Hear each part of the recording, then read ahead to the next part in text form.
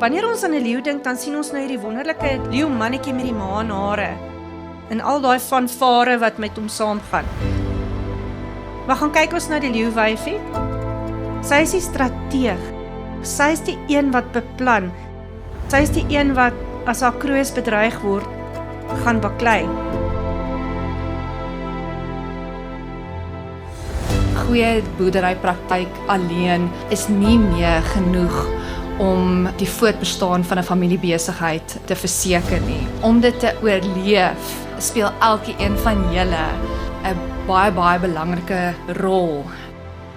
Dit wat ons wil neerlê vandag is hoe om te lei, hoe om jou familie, hoe om jou nageslag te help om hierdie taktiek te verander.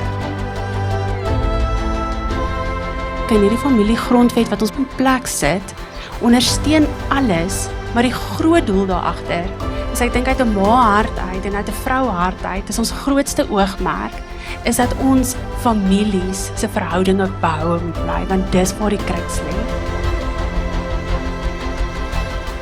Geskiedenis is nie net iets wat gebeur het nie. Geskiedenis is die spieël waarin jy jouself vandag herken.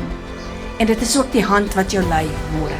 En jou tradisies is daai fantastiese goue lyn wat die verlede, die hede en die toekoms aan mekaar bind vir geslagte om te kom. So wat plant jy vir die volgende 100 jaar? Waardes is jou kompas. Dit rig jou. Dit sê waar jy vandaan kom en waar jy nou op pad is. Dit sê absoluut alles van wie jy is en wat jou familie is.